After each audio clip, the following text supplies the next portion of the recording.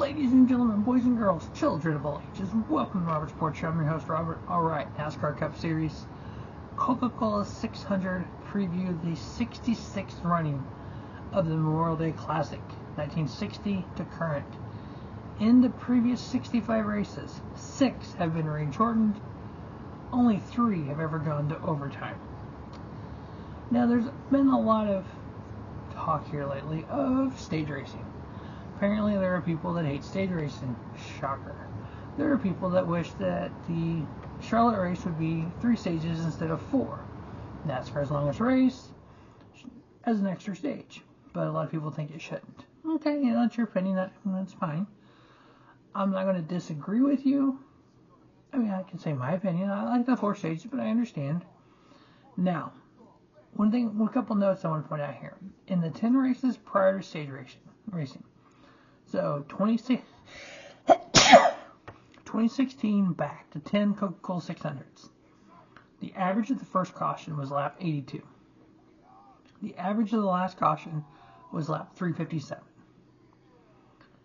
Average number of cautions per race, 8.8. In the 8 Coca-Cola 600s since stage racing has began, the average of the first caution is lap 42. The average of the last caution is lap 358. In the Gen 7 era, we've averaged 11 cautions a race.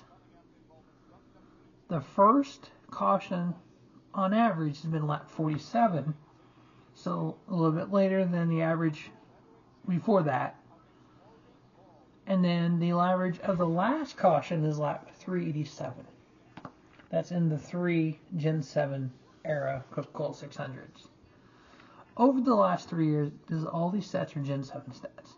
In the last 22 races at Las Vegas, Kansas, Charlotte, and Texas. Those are the dog-shaped oval that are pretty similar to each other. Obviously, there's tweaks and differences between them, but for the most part, they're similar. Not the same, similar. William Byron has an average finish of those 22 races at 9.28 with 2 wins. Ross Chastain, 9.61 and a win. Kyle Larson, 10.45 and 4 wins. Joey Logano, 13.33 and 3 wins. Alex Bowman, 13.36 and a win. Denny Hamlin, 13.38 and 2 wins. Christopher Bell, 13.61 and a win. Tyler Reddick, 14.28 and 2 wins. At those same tracks, Vegas, Kansas, Charlotte, Texas, in the last 5 races. That's 3 this year and 2 last year. Christopher Bell, average finish 6.4. Ross Chastain, 6.6 and a win.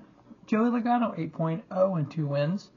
William Byron, 9.4. Kyle Larson, 10.2 and a win. Alex Bowman, 11.6. Chris Buescher, 12.0. Daniel Suarez, 12.4. In the 3 Coca-Cola 600s in the Gen 7 era, Tyler Reddick has an average finish of 5.0. Kyle Busch, 7.6. Christopher Bell, 10.0 and a win. Alex Bowman, 10.3. William Byron, 12.3. Denny Hamlin, 13.6 and a win. Bubba Wallace, 14.3. And Ross Chastain, 15.0. In the same 3 races, average running position. So this is the average they ran throughout the day. From every lap, which position they were in. Ty Gibbs, average running position, 8.12. C. Bell, 9.11. William Byron, 9.38. Kyle Busch, 10.05. Ross Chastain, 10.69. Josh Berry in 1 race, 11.17. Kyle Larson in 2 races of the 3, 11.51. Tyler Reddick, 11.65. And Denny Hamlin, 12.17. So when I do my picks in my NASCAR fantasy lineup, I base it off of the last 3 Coke 600s, average running position, and then the other average finishes at the other tracks. So for the 600, I'm going a little different. I'm going to kind of the same basics, but I'm doing a little kind of some different people. So my NASCAR Fantasy Live lineup, I'm actually in 5 leagues.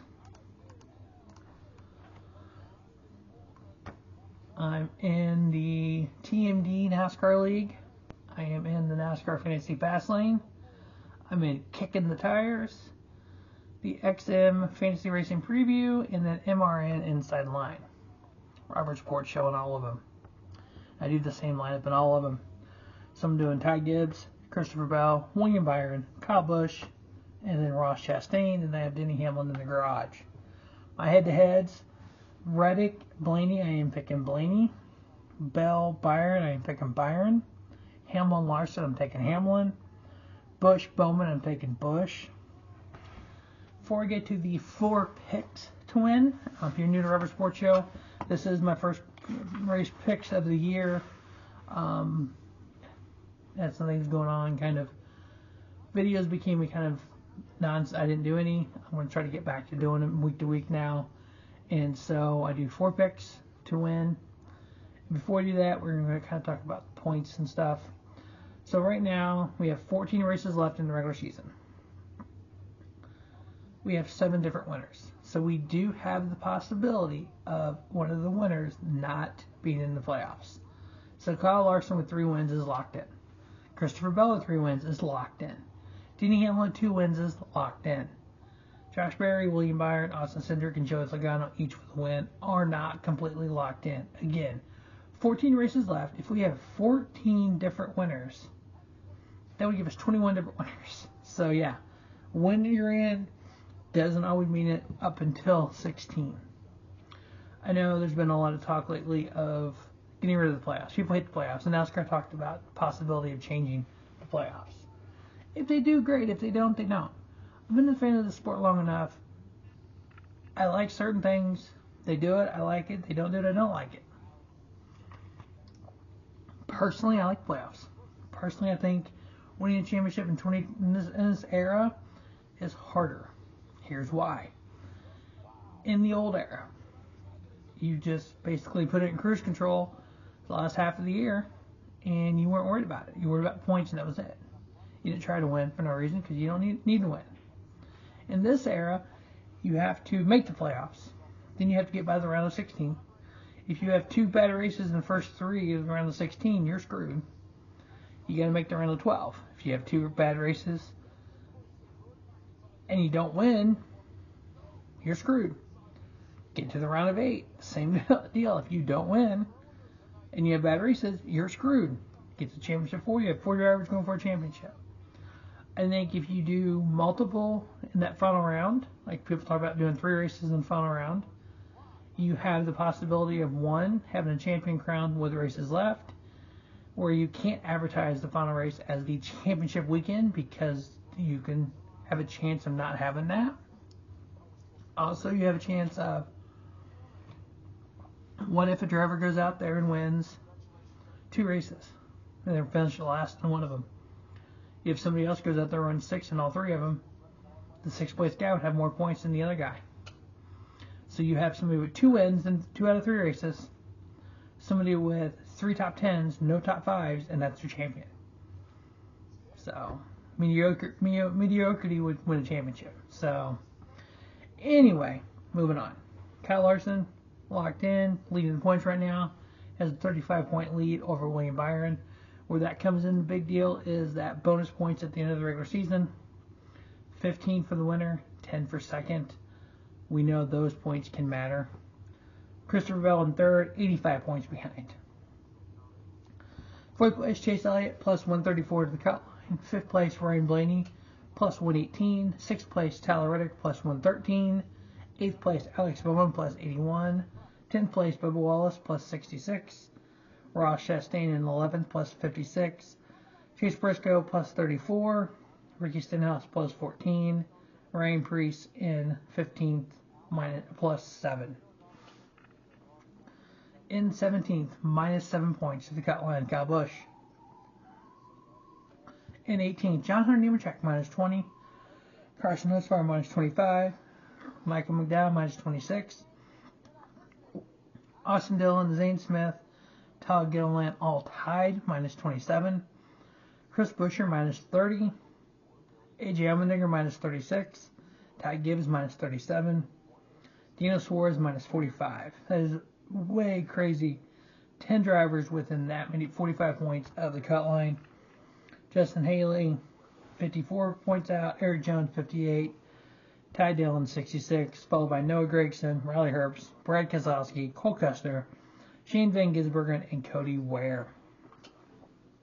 So we have not only a battle for the number one spot, 35 points to the good right now for Larson. We have a battle to make the playoffs. Kyle Busch -7. We have 8 drivers within 30 points of the cut line with 14 races left. So this could come down to a very, very interesting race at Daytona to end the regular season. The 4 picks that I have to win the Coca-Cola 600, William Byron, Tyler Reddick. I'm not confident in that pick. 2311 seems like they've been off a little bit this year. Christopher Bell, the defending champion of Coke 600. And then my 4th pick will be Ty Gibbs. We know this track has had a lot of first-time winners. And I think Ty Gibbs making his 100th start. Dino Suarez making his 300th start. And then the great Jimmy Johnson making his 700th career start. He done said that is not his last career start. He will make some starts next year as well. So that's kind of cool to see. 7-time hanging around. But I think Ty Gibbs is just on a cusp of doing something big in this sport. His 100th start, and typically if you give these drivers 100 starts in Cup Series, that's kind of when you see that switch flip, and that kind of, you see them kind of progressing up to the next plateau for drivers. So I think it's prime for Ty Gibbs to get his first career win. So that is the preview of the 2025 Coca-Cola 600. 600 miles of remembrance. Every car will have a name of a fallen soldier on their car. Obviously, heart goes out to all the families that lost loved ones, protecting our country, giving us the freedoms that we have here. Look forward to this every year. I know a couple years ago, Denny Hamlin had a local on his car and he won. So that was kind of neat to have happen. But yeah, I think the Coke 600 over time has kind of lost some luster. What I mean by that is, back in the day, 600 miles, man versus machine. Could you last? Could you take care of your car enough to make it the whole 600 miles? These cars are almost bulletproof now compared to what they used to be. I think NASCAR needs to add duels. Like we had qualifying races back in the early 60s for Charlotte. I think we need to bring that back, kind of like you do at Daytona. So my thought process with that would be Wednesday night, have pole qualifying, just like you do at Daytona. Set the front row, everybody else goes in their duels on Thursday. Run the duels for qualifying, Friday truck, Saturday Xfinity and ARCA, Sunday Cup. Basically like you do at Daytona, and make Charlotte kind of bring the Charlotte week kind of like the Daytona week, like Speed Weeks. Just my opinion. But hey, 600 miles, have fun, everyone. 3 big races. ESPN Plus for the F1 race, Fox for the IndyCar, Indianapolis 500. First race on Prime for the Coca-Cola 600. Now I know a lot of people don't have Prime. Prime Video is $14.99 a month. New customers get 30 days free. All 5 races will fit in that 30-day window. Now, a little secret from me to you. If you have already had Prime, you need to get a new email address. Go to gmail.com. You can create it there, free of charge. Re-sign up for Prime. Prime is based off an email address. So you can create a new email address, a new profile, get your 30 days free, cancel it as soon as Dover is over on, or Pocono is over on 6/22. No charge. Now you do have to put a credit card in. Obviously, make sure you cancel it. Done this before. No harm, no foul. I got 30 day free when I did it, so just an option out there. So everyone take up the Prime 5 races on Prime. Remember, that's going to lead into the in-season tournament on TNT. That'll be exciting as well. I'll do a preview of that when it comes up, kind of my predictions, how the in-season tournament's going to work out. But the 4 winners of the Coca-Cola 600 predictions: William Byron, Tyler Reddick, Ty Gibbs his first career win, and Christopher Bell. As always, thanks for watching Robert Sports Show. Don't just have a great day. Have a spiffy day. Robert Sports Show, your YouTube leader, sports content.